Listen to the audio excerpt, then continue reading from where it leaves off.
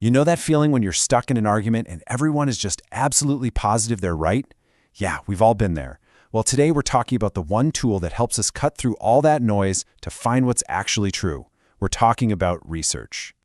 So let's just jump right in with one of the biggest debates of all time, right? The chicken or the egg. It sounds so simple, but wow, has it started some arguments. What's your first instinct? Just hold on to that thought. Because how we even try to answer this says a whole lot about how we find truth. So on one side, you've got the people who are just completely convinced. They'll say, look, the data is irrefutable. The chicken came first. They've read the studies, they've seen the evidence, and for them, it's case closed. Done. But then, almost immediately, the other side just fires right back. That is preposterous. Your whole approach was flawed. They'll argue the methods were biased or that the conclusion is just plain wrong. Sound a little familiar? And that, right there, is what this is all about. See, having an argument is easy. Anyone can do it. But finding a real, actual answer, that's hard. The thing that connects those two, the bridge from arguing to knowing, is a structured process. It's what we call research. So here's our game plan. We'll start with that age-old question, then get into what research really is. We'll look at all the different types, break down the actual step-by-step process, talk about the challenges and ethics, and then we'll see how you're probably doing research all the time without even realizing it. All right, so that chicken and egg thing, it's not just some silly riddle. It's exactly the kind of puzzle that pushes us to figure out better ways of finding answers to, well, everything. Okay, so let's get a real definition here. What do we actually mean when we say research? Because, it's a lot more than just a quick Google search. At its very heart, research is just our organized way of exploring things we don't know. It's the process we use to solve problems, big and small. It's really how we go from just guessing to actually knowing. And look, why does any of this matter to you? Well, because research is basically the engine that drives our world forward. It's how we get new medicines and create new tech. It's how a city figures out how to fix traffic jams. And it's how teachers find better ways to, teach. It seriously touches every single part of our lives. But here's the thing. Research isn't just one single activity.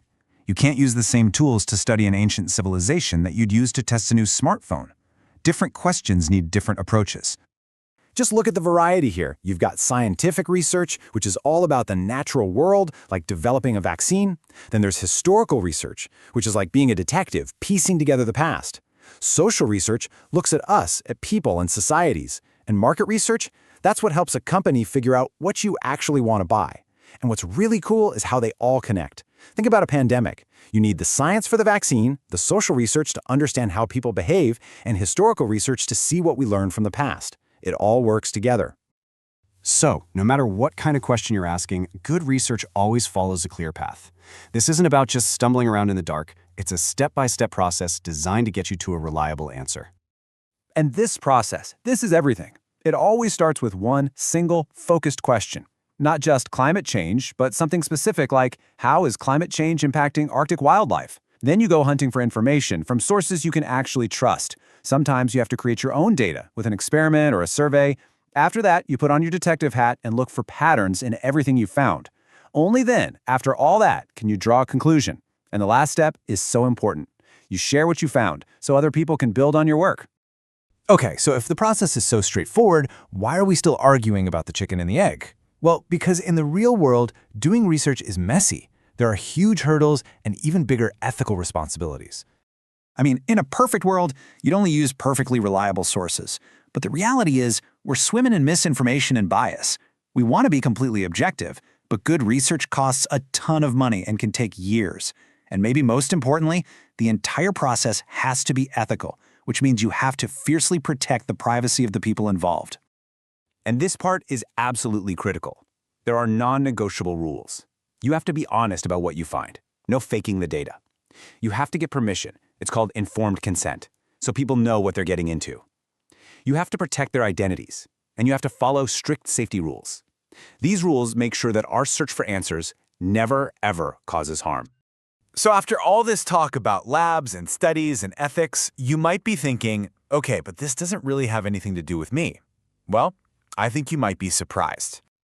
Let me just ask you, do you think you do research in your day-to-day life? Maybe you don't use that word for it, but I bet you follow the exact same process. Think about it. Have you ever spent time reading reviews before buying a new gadget? That's market research. Ever compared two different job offers, looking at salary, the commute, the benefits? That's career research.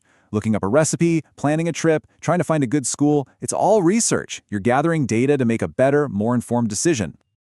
And that's really the big takeaway here. Research isn't some dusty thing that only happens in labs and libraries. It's a fundamental life skill. In a world with so much information coming at us, knowing how to find real answers is basically a superpower. So now you've got the toolkit. You understand the process for finding real answers, from asking the right question all the way to sharing what you've learned. So, what question, big or small, are you going to answer first?